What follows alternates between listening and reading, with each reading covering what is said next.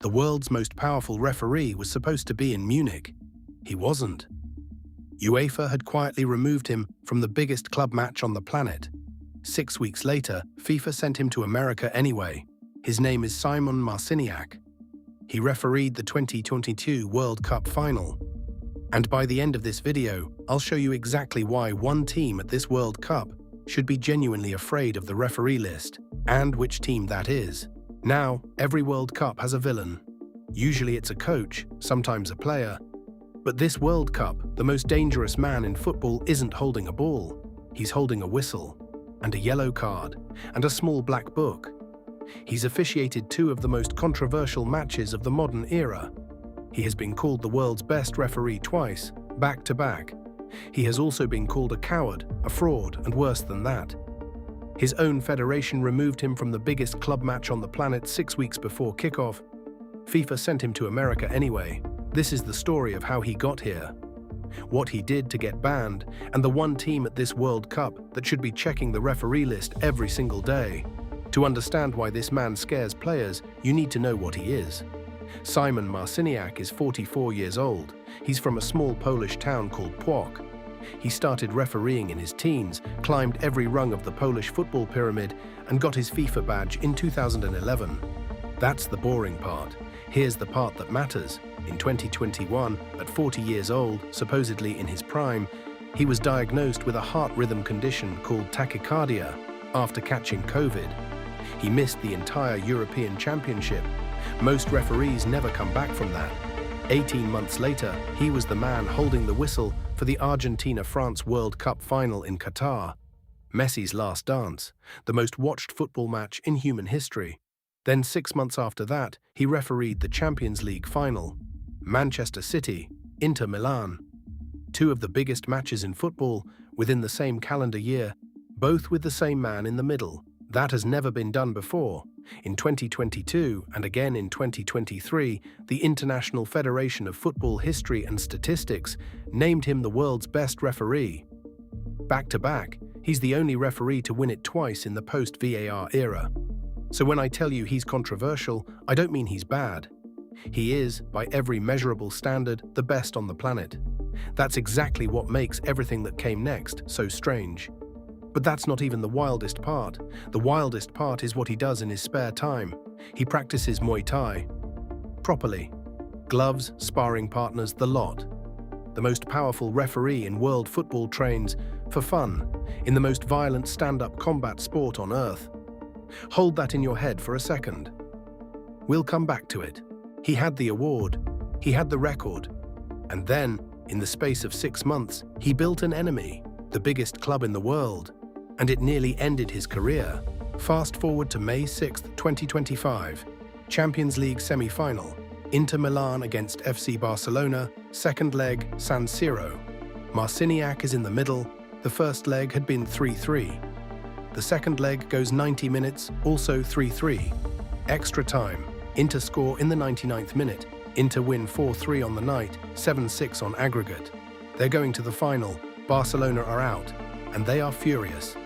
They claim that just before Inter's winning goal, there was a foul on their defender Gerard Martin that should have stopped the move. Marciniak waved it on. Within hours, Barcelona's young star Pedri filed a formal complaint with UEFA. Their head coach Hansi Flick went on television and said the officiating decided the tie. Marciniak's response was not what referees usually do. He gave an interview. He called the criticism, and I'm paraphrasing here because the original quote bounced around several outlets, he called it ridiculous. He used a word close to stupid. He reportedly said the bit that really set people off. My decisions were in favor of Barcelona. The world's most powerful referee was now publicly fighting one of the world's most powerful clubs. 6 days later, UEFA blinked. They had two options for the Champions League final. The world's best referee with a hostile relationship to one of the world's most influential federations, or a safer pick. They went with the safer pick. Marciniak was dropped. The biggest match of the season, the one he had been the heavy favorite to officiate, went to someone else. He has not commented publicly on the decision. He didn't need to. Everyone in football understood it. The world's best referee sidelined, quietly. without a press release explaining why. This is the moment most people thought his story was over.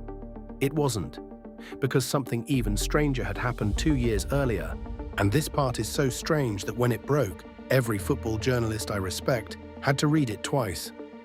Because it didn't happen at a stadium, it happened at a political rally, May 31st, 2023. 3 days before the Champions League final between Manchester City and Inter Milan in Istanbul. Marciniak, the man chosen to referee that final, was on a stage, not at a training pitch. At a business event organized by a prominent figure in a Polish political party called the Confederation, a party widely described in international media as far-right. A man named Sławomir Mencen. Photos go online within hours. UEFA is informed. UEFA launches an investigation. The Champions League final is in 72 hours. You need to understand the headache UEFA had at that moment. They could pull the referee 3 days before the final, chaos. Or they could leave him in and risk every headline about the match being about him. Marciniak does something unusual. He apologizes immediately and publicly. He says he didn't know the nature of the event. He says he is profoundly sorry. And then something genuinely surprising happens. The Never Again anti-racism organization, the people you'd expect to be loudest in calling for him to be removed, they ask UEFA to keep him. They say he made a mistake, his apology was real, and removing him would be the wrong message. UEFA keeps him. He referees the Champions League final. Manchester City win. Nobody talks about the referee. He survives. For 2 years, that story sits there like a small bruise on his record. Visible, healed, not gone. Then comes Barcelona. Then comes the UCL final snub. Then comes the moment most people thought he was finished. And then, 6 weeks after that, comes the World Cup. Now, quick reminder of what I promised you. By the end of this video, I'm telling you the specific match he's almost certain to referee at the World Cup, and which team should be checking the official list every morning. We're getting there. But first, you need to understand something about how FIFA actually works. Because this is the part nobody talks about. UEFA dropped Marciniak from the Champions League final. FIFA put him on the World Cup 2026 list anyway. Two of the most powerful organizations in world football. Same referee, opposite decision, same year. How? FIFA published its list of 52 referees on April 9, 2026, the largest officiating cohort in tournament history, because the tournament has been expanded to 48 teams. Marciniak is on that list. There is no statement explaining why a man UEFA quietly sidelined was kept by FIFA. There is no public criteria document explaining how the 52 are chosen. The process is, by design, a black box. The same federation that picks the referee for the World Cup final has never told anyone exactly how that decision gets made, which means the world's most important officiating job is awarded through a process you and I cannot see. That should make every football fan deeply uncomfortable. It makes Marciniak deeply useful. And if you want the channel that keeps pulling back the curtain on this stuff before each round of this World Cup, the subscribe button is right there. We're the ones who keep finding these. But he's not the only weird story on this referee list. There are 2 more I need to tell you about, because they matter for what happens at this tournament. First, Wilton Sampaio, Brazilian 44, the man who will referee the opening match of the entire tournament.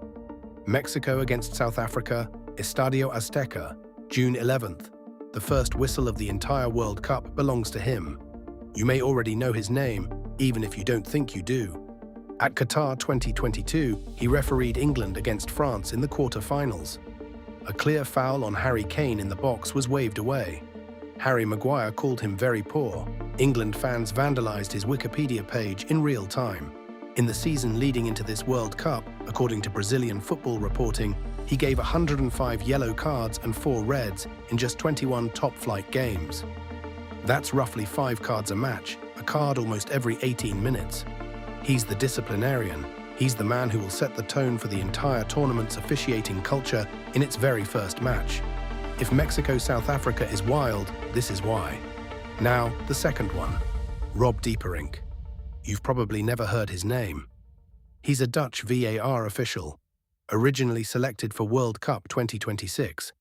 was going to be making decisions you and I would have screamed at on Twitter. In May, weeks before the tournament started, Dieperink was arrested in England. Nobody has publicly explained what for. FIFA dropped him from the World Cup list on May 7th. He was replaced by a French VAR called Willy Delayaud. There is no press conference, no interview, no statement. A man who was 3 weeks away from making World Cup decisions, just gone. This is the part of football that's invisible. The 30 VAR officials in the central hub in America, sitting in front of screens, making more match-altering decisions, collectively, than the 52 referees who actually walk onto pitches. The ones you see have stories. The ones you don't see have stories too. They just don't get told. Marciniak is the one whose story did. So, the question I opened this video with: which team should be afraid of the referee list? The man who practices Muay Thai in his spare time, the one who literally trains off the pitch to punish people, the one UEFA dropped, FIFA kept, and Barcelona players openly fought. Here's why one team should be checking that list every morning. There's a gentleman's rule at the World Cup. A referee cannot officiate matches involving his own country, and typically he won't be appointed to matches involving direct rivals or co-confederation neighbors of his country either. To avoid the appearance of conflict, Marciniak is Polish. Poland did not qualify for World Cup 2026. That means he is one of the cleanest possible picks for FIFA in the knockout rounds. No conflict, no nationality concern, no political fallout from one specific federation. Now, FIFA has not yet announced knockout appointments. As of the moment I'm recording this video, only the group stage referees are public. But here is the pattern. Across the last 4 World Cups, every referee who has been on FIFA's elite tier pool, the ones who refereed a previous final or semi-final, has been given a knockout match at the following tournament, unless they were dropped for misconduct. Marciniak fits the elite tier exactly. He hasn't been dropped. FIFA actively kept him after UEFA didn't. He's the only living referee in the pool with both a World Cup final and a Champions League final on his record. So the structural outcome is almost guaranteed. He gets a knockout assignment, likely a quarter-final, possibly bigger. FIFA does not put a referee of that pedigree on the bench in the rounds that matter. And the team that should be checking the referee list every morning is the one that has spent the last 12 months publicly fighting him. The Barcelona players who filed the formal complaint, Pedri among them, are mostly Spanish internationals. The national team that depends on them most heavily is Spain. Spain are in this tournament. Spain are a favorite. If, and that if matters, Spain reach the knockout rounds, they could end up across the pitch from the one referee in the world they have publicly fought hardest to remove. The same referee FIFA quietly kept on the list after their own continent's federation backed down. You don't have to believe in conspiracy. You don't have to believe FIFA does anything on purpose. But the structure of the appointments points to this exact collision, and you can decide how much you want to read into it. That's the answer to the question I opened with. That's why the most dangerous man at this World Cup isn't holding a ball. So, to recap, because this story has a lot of moving parts, Szymon Marciniak survived a heart condition, refereed the most watched football match in history, won World Referee of the Year twice in a row, got caught up in a political scandal, apologized, survived it, picked a fight with one of the world's biggest clubs, got dropped from the Champions League final because of it, and then, against every signal his own continent was sending, was waved through to America by FIFA. Now he's almost certainly going to officiate a knockout match, and the one team that hates him most might end up in front of him at the worst possible moment. That's the story. But it's not the only one I'm telling about this World Cup. If you want the next layer of what's actually happening behind the curtain, the money, the coaches who were fired and came back, the underdog teams that should not statistically be here, there are more videos coming on this channel. If you've made it this far, you already know the kind of thing we cover. Stick around. There's a lot more to unpack between now and July 19th. We're the Untold 11, the stories everyone misses about the game everyone watches.